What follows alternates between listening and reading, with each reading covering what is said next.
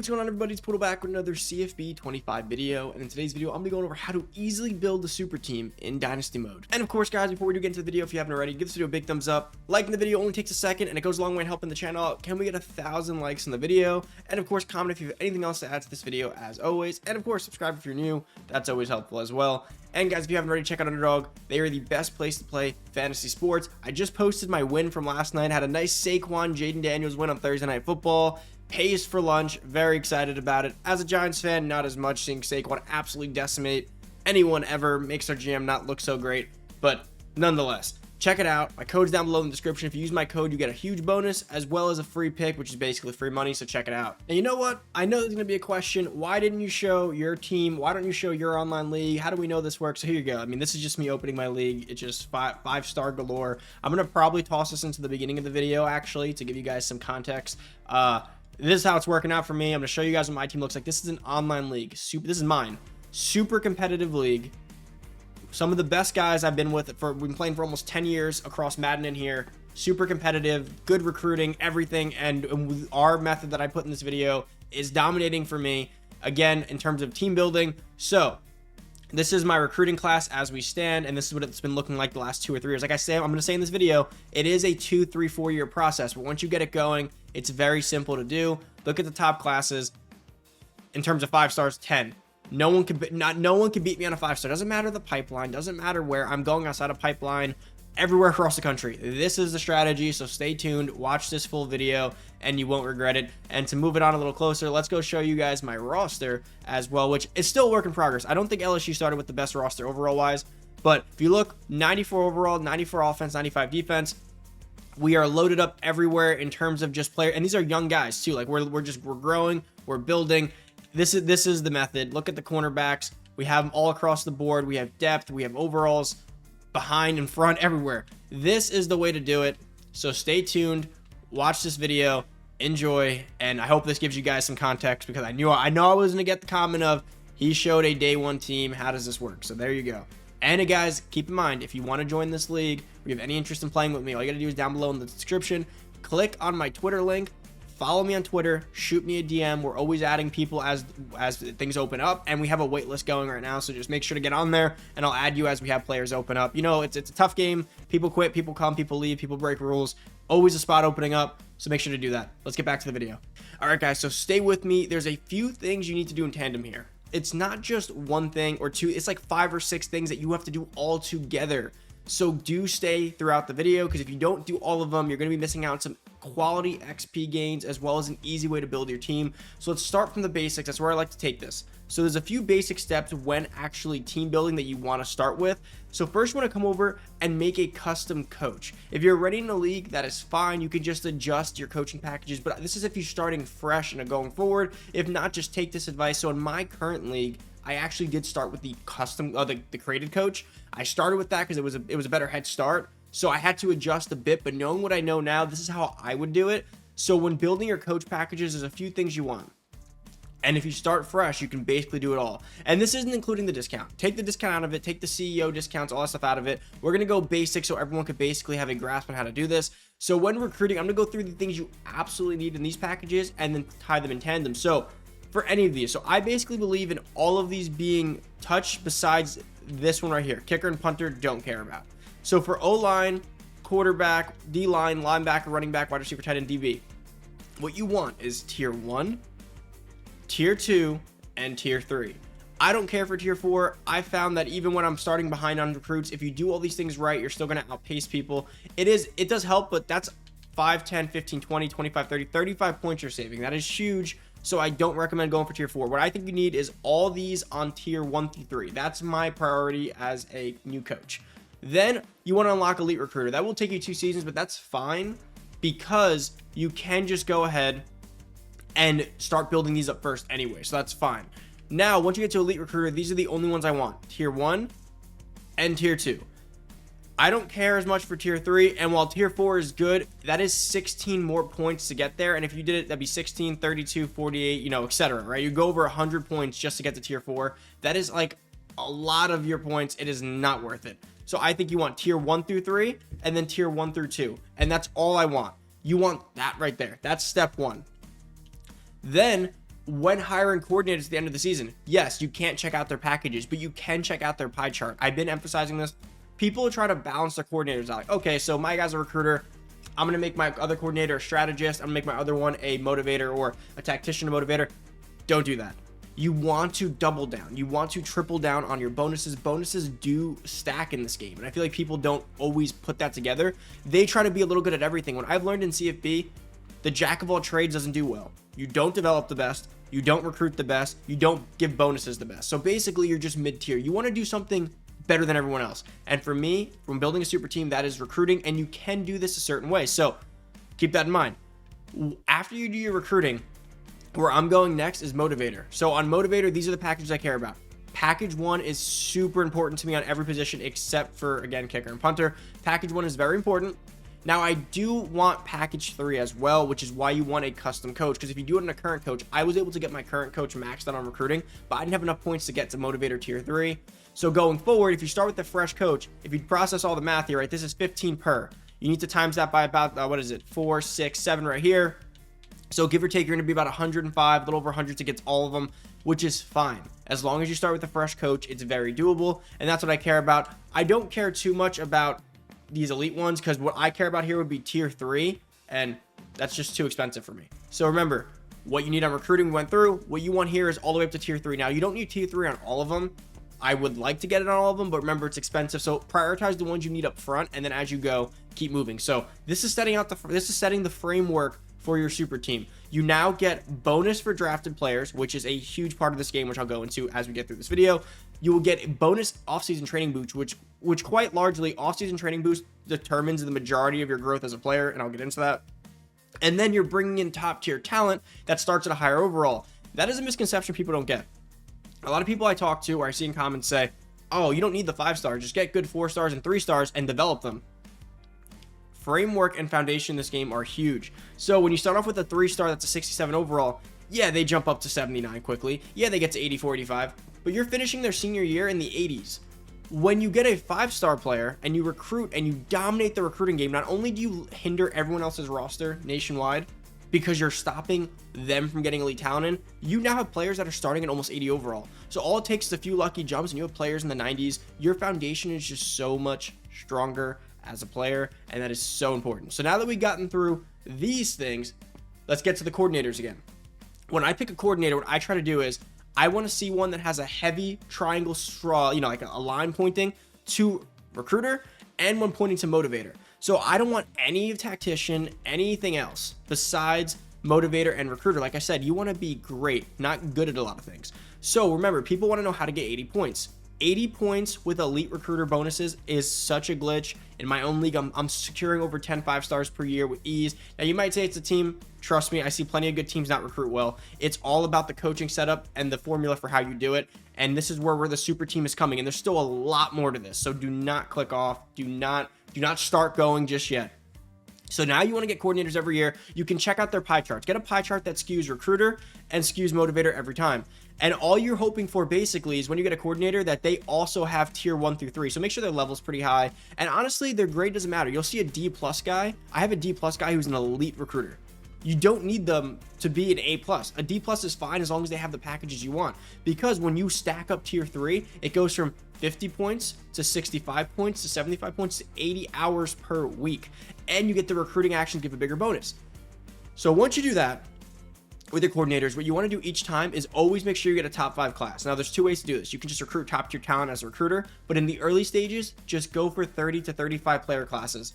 Secure that top 5. If you recruit over 30 players, you could outpace a guy with 5 stars point wise. So make sure you are going and getting your top 5 class, because when you do this, your coordinators unlock elite recruiter. When they unlock elite recruiter, they then buy tier 1, which is 10 additional interest for every single player, every single 10 hours you send on a player. So if you have it on 1 player and you're spending 80 points, that's 8 bonuses. If you have it on 2 coaches, that's 16 bonuses. If you have it on 3, that's 24 bonuses. This is where it becomes so glitchy and unbeatable. So that's the framework for your super team. Become an unbeatable recruiter.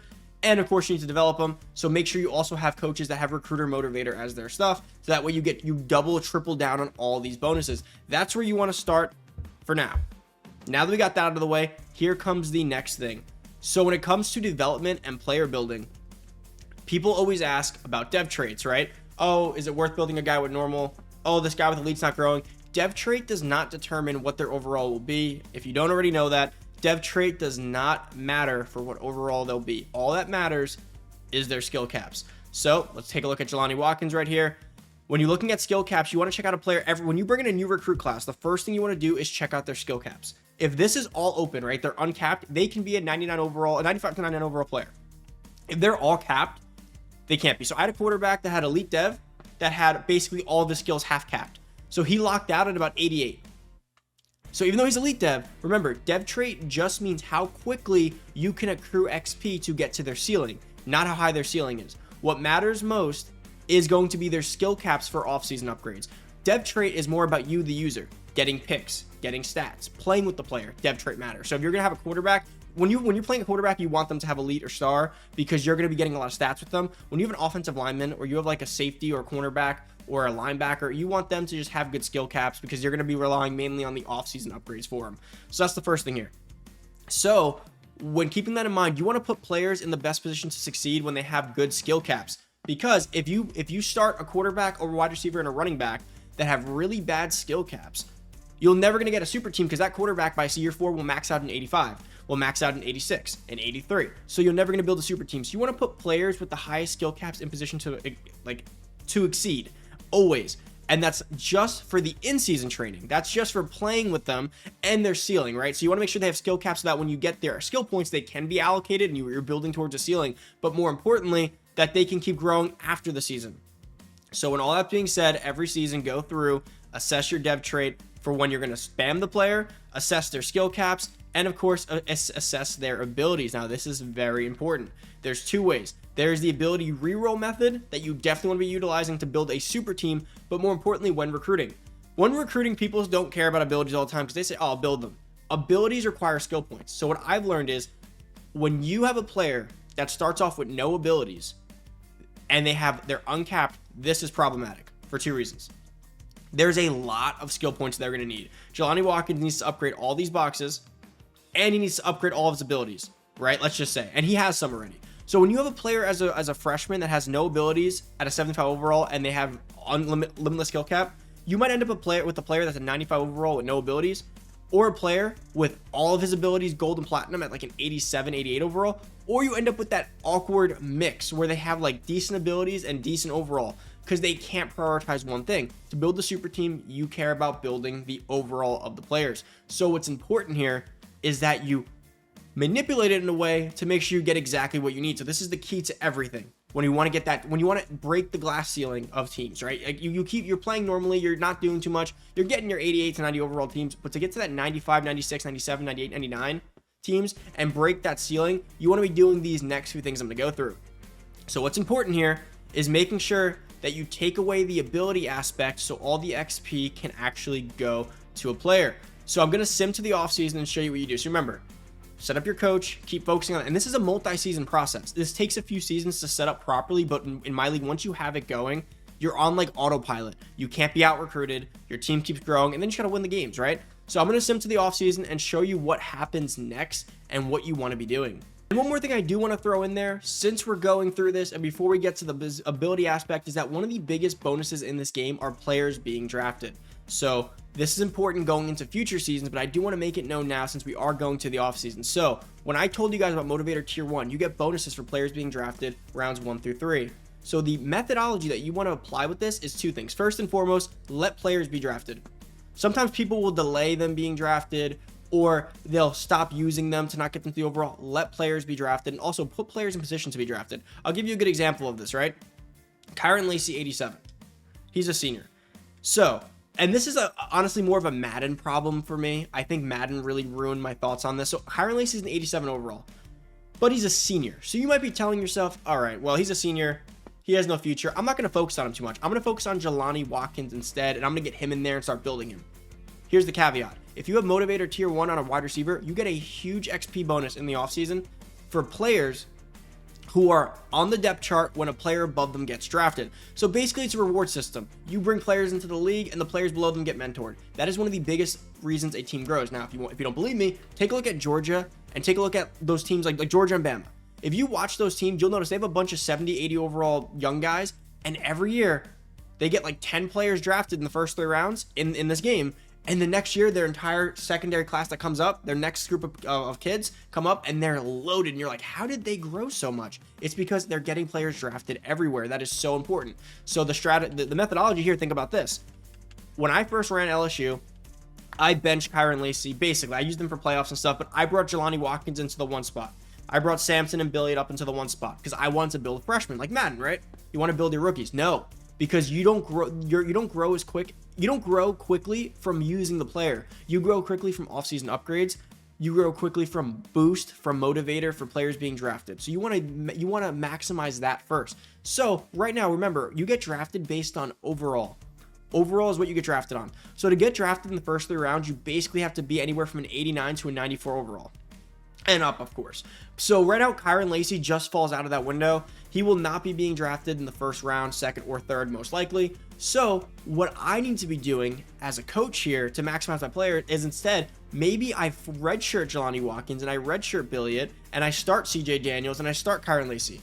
And what I do here is if you look at Kyron Lacey and you look at his skill caps, he's uncapped and he has impact dev trade. It's not the best, but if Kyron Lacey has an elite senior season and you use him and he gets a little bit of a boost from all the XP you can get him to an 88, 89, or maybe even a 90 overall with a great senior season. Then you get him drafted in the first 3 rounds, and drafted in general too still helps. I prefer the first 3, but drafted in general versus being undrafted. And then you get Watkins to get a redshirt bonus, to get a end of season off-season upgrade bonus for wide receivers, and you get him the draft upgrade.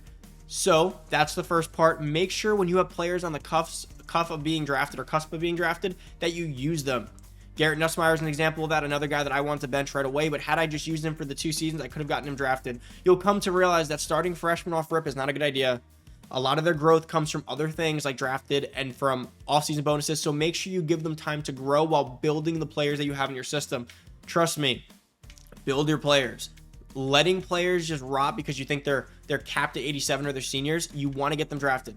I have this running back in my league that's an 89, and I brought in a freshman that I really want to start. I almost did it, but he's an 89 overall running back. If I just play him for 1 more season, I'll get him to 91, 92, and then he's a first rounder or second rounder, and now my freshman back gets a huge boost. So keep that in mind. Now, guys, I know this is going a little long, but there's still a few more things here. So the next part of this is, how can you manipulate those draft bonuses? Change their position. So let's say right now, I know that Harold Perkins 93 is going to be a bona fide first rounder. So this is where the offseason part comes in, which I'm going to get to shortly, but I know he's a bona fide first rounder. So what you do is I can hold him for 1 more year into his senior year. When you get to the offseason position change, start changing players to positions where you know guys will be drafted at. So for instance, middle linebacker. Let's say Devon Keys has a good future, good dev trait, good skill caps, but Penn and Weeks aren't being drafted. So he's going to get no bonus. Basically, we're going to go into next season with Keys barely getting any draft bonus. Or what I could do is I could change him in the offseason to left outside linebacker, keep him pass coverage, right? Or he's, what is he? Pass coverage. Change him to a pass coverage outside linebacker behind Harold Perkins. And I know this works because Tyler Singleton, every Dynasty I do goes up to a crazy overall. Why? Because he's behind Harold Perkins. So what you could do is go through your linebackers and all your promising ones. So Atkins right here and Keys, change them to left outside linebacker for their next season. Let Harold Perkins get drafted as a first rounder. Then Singleton, Cobbs, all these guys will get massive XP bonus, and they all get it. Then the season after, you could change him back to middle linebacker and change him back to outside linebacker, right outside linebacker. So make sure you are constantly writing down players that will be drafted. Another example of this is Will Campbell.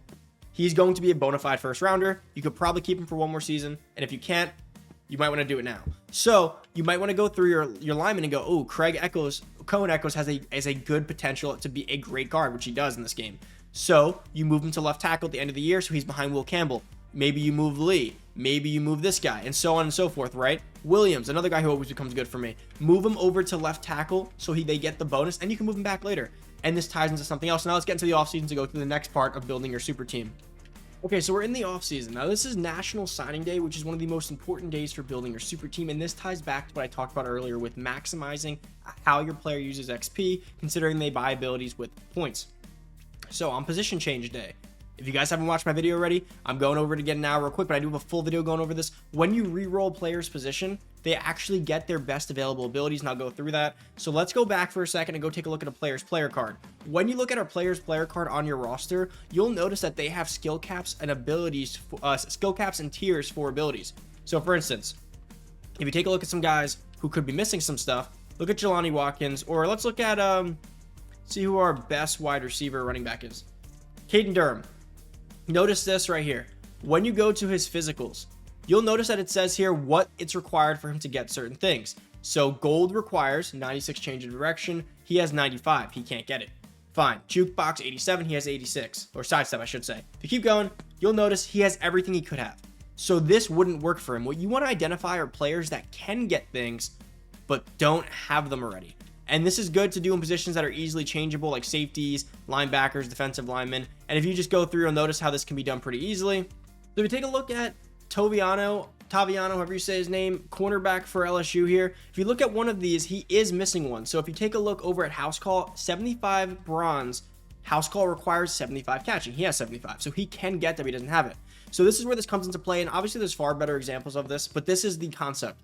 Basically, for Taviano to upgrade, he's going to have to spend a lot of points because he's uncapped, but he also has no abilities. So he's never going to be an elite top tier player with abilities and ratings because he's never going to get enough skill points. So this is how you manipulate this to make sure that he becomes a super high overall because he only spends it on abilities, on ratings. So what you do is, on position change day, you just re-roll him. When you re-roll a player by changing their positions, they actually acquire every single ability that they're capable of getting, which is huge. So look at this guy right here. If I change him over to a zone free safety, and then I go to free safety, and I change him back to remember he had no abilities, to a zone cornerback, and you go back and look, he now will have his ability of house call. Now again, there's greater examples than this. Let's say you recruit a guy who was like an 89 overall after year 1 or after year 2, and he has no abilities, but he's a super high overall. If you just flip him from like D end to DT back to D end, you will be able to acquire all of his abilities. So what does that mean?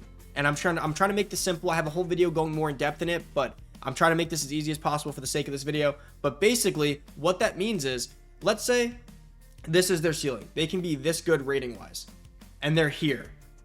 For them to get here, they need 200 skill points.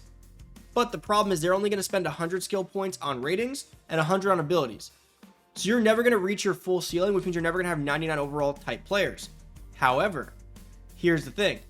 If you keep re-rolling them every single season, you will essentially take away their ability to actually spend points on their abilities, which means all of their points will go towards ratings. So let's say they get 200 points now, overall, instead of it 50-50 going, now you get it all towards your ratings. So that's how you end up with seasons where they go like 80, 88, 94, 95. Like you end up getting those crazy boosts because you're getting rid of their ability to spend on abilities, and even more importantly than that, you now have meta abilities. You have all the abilities you need, and this works for every threshold.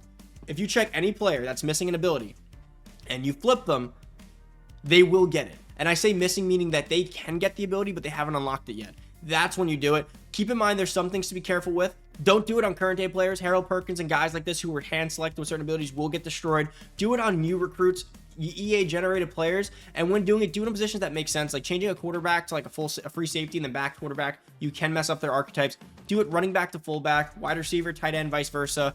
Left tackle, guard, center, all across the line, tight ends to tackle and back. You could do it with ends to DTs. You could do it with linebackers. Really, quarterbacks are where you have to be kind of worried with, and losing certain archetypes, and don't do it with modern day players. But basically, if you combine all these steps together, you essentially will build a super team. So let's wrap it up all into one.